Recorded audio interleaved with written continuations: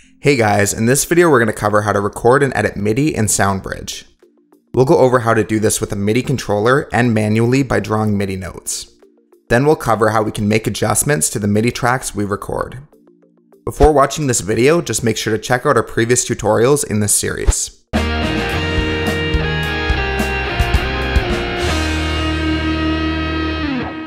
To get started, we need to add a new MIDI track. This is done in the same way as the audio track, but we select MIDI instead. We also need to select an instrument for this track, and we should do this now. SoundBridge doesn't include any instruments, so I added a few when I added VST effects to the program in the first tutorial.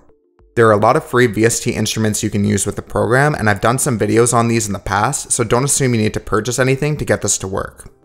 Next up, we'll want to add our MIDI device as an input in the same way we added an audio input to an audio track. We can arm and record the track in the same way we did with audio. Once again, be careful of the punch in and out points, count in, and looping.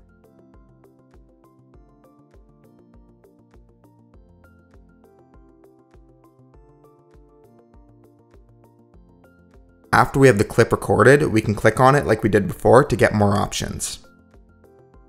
If we click on notes, we can change the MIDI event. First we have the note. We can type in a different note or press the up and down arrows to change it by 1 octave.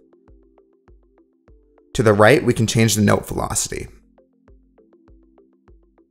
If we select two notes and press the equal sign, it will set both notes to the pitch of the leftmost note. The same is true if we use this button for the velocity, position, and length. Below that, we can divide or multiply the note length by 2. Reverse reverses the MIDI notes in a clip. Invert inverts the high and low notes of the clip. Legato changes the note length so that the next note starts when the previous note finishes. The duplicate button creates a copy of the MIDI notes immediately to the right. Then we have the controls for our continuous controller. The left button allows us to see it. The right menu allows us to choose what we're working with, such as the pitch. To make edits, select the draw tool and draw on the MIDI clip. Select all allows us to select all the MIDI events at once. If we do this with view enabled for the continuous controller, it will select that instead of the notes. The loop tool allows us to loop the clip. Now we should look at how we can manually enter MIDI. To do this, we'll be using the draw tool and the select tool.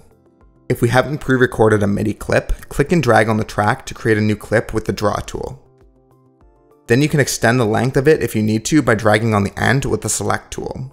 Then we can click on the clip to bring up the piano roll. Changing the view of the piano roll by scrolling and zooming works in the same way as the tracks view like we saw in the last video. To maximize the piano roll, click and drag the double arrow at the top to get us more space vertically. We can also hide the right file menu and effects rack by pressing the buttons in the bottom right. Unfortunately, we can never completely get rid of the mixer or tracks view, so the piano roll can't take up all the vertical space. With the draw tool, we can click and drag to create MIDI events.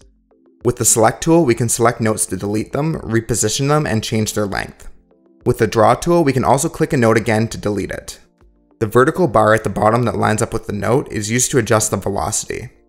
Drag it up or down to change the velocity. In select mode, we can click a note to select it and change the velocity of only that note if there are others that start at the same time. The last thing we need to cover for MIDI and SoundBridge is quantization. Quantization allows us to adjust the start position of the MIDI events, since recording with a MIDI controller doesn't always lead to perfect timing. First, set the snapping resolution to the largest resolution you can, which represents the smallest note value you have in your music. So if the fastest you're playing is 8th notes, then don't set it to 16th notes, because this can cause the notes to snap to the wrong place. Then use the select tool to click and drag to highlight all your notes.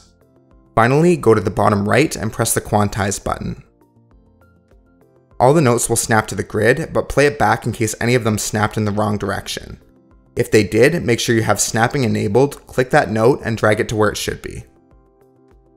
Thanks for checking out this video on MIDI recording and editing in SoundBridge. If you found this video helpful, don't forget to give it a like, subscribe to the channel, and press the bell icon to get notifications whenever a new video is released. You can also check the video description for products featured in this video and social media links to stay up to date on all our new content.